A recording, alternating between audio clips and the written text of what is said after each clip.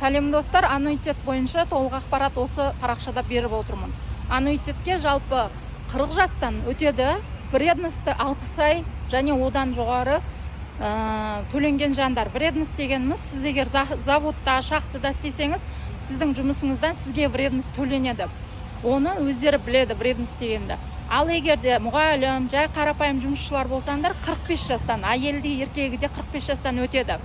Бұл аннуитетке өткенде сіз НПФ-тағы жинағыңызды басқару сенімгерлігімен жаңағы страховой компанияға бересіздер. Осы жерде не ұтасыздар?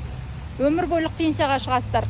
НПФ екеуінің айырмашылығын айтайын. Бұл жерде НПФ-та сіздердің пенсияларыңыз жалпы 4%-бен көбейіп отса, аннуитетте 8%-бен көбейеді. Одан бөлек НПФ-та жинағың таусылып қалса, пенсияңыз азайып қалады. Ал аннуитетке өткен болсаңыз, сіздің пенсияңыз азаймайды, наоборот көбейе береді. Және де сіз 150 жас жасайсыз ба, 100 жас жасайсыз ба, сол пенсияңыз сіздің өмір сүру деңгейіңізге дейін береді. Осы системаны толық білейін десеңіз, мен жаңа номеріме хабарласыңыз, сізге консультация берем тегін.